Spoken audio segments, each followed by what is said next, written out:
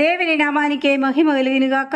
దేవుని వాక్యాన్ని ధ్యానం చేద్దాం. యెషయా గ్రంథం 8వ అధ్యాయం 18వ వాక్యం.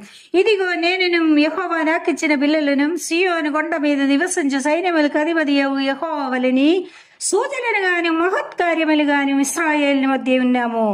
యెషయా ప్రవర్త కూడా తన కుటుంబం పట్ల బాధ్యత వహించాడు. బాధ్యత ఉండింది. ఈ లోక జీవితంతోనే మీ యొక్క జీవితం ముగింపదు.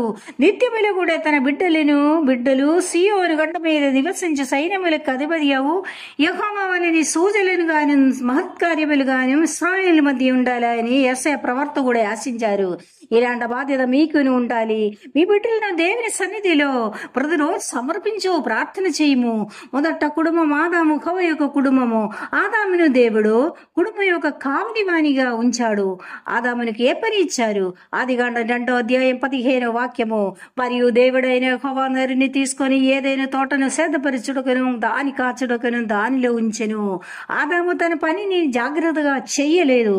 అందుకు అపవాది తోటలోనికి వచ్చి హవ్వను మోసపరించాడు. అనేక కుటుంబముల భర్త కుటుంబమునికి తల గాని కావిరి గాని ఉండాలని సంగతి తెలుసుకోవటం లేదు. అన్నిటినీ భార్య మీద వేసి సోమరిగా నడుస్తాడు.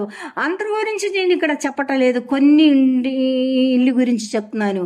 ఇందువలనే అపవాది ఇంటిలోనికి వచ్చి మనశ్శాంతి కోల్పోతుంది. అందుకు తల్లియు తండ్రియు కుటుంబ భద్రత కోసము, అభివృద్ధి కోసము, తన పిల్లల కోసము ప్రార్థన చెయ్యాలి. ఎట్టి పరిస్థితి అపవాదికి చోటివ్వకూడదు. దేవుని వాక్యం చెప్తుంది. కీర్తనల గ్రంథం 128 3వ వాక్యం. నీలో గిట్ట నీ భార్య ఫలిచ్చు ద్రాక్ష వల్లి వలె నుండును, నీ భోజనపు వల్ల చుట్టూ నీ పిల్లలు ఒలీవ మొక్క వలె నుందురు.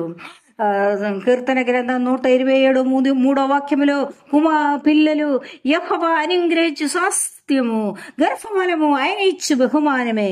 ప్రియ దేవుని బిడ్డ, మీ ఇంటిలో సమాధానము, మీ హృదయంలో సంతోషం ఉండాలంటే మీ ఇంటిని మీరు కాపాడుకోవాలి. హల్లెలూయా. God bless you.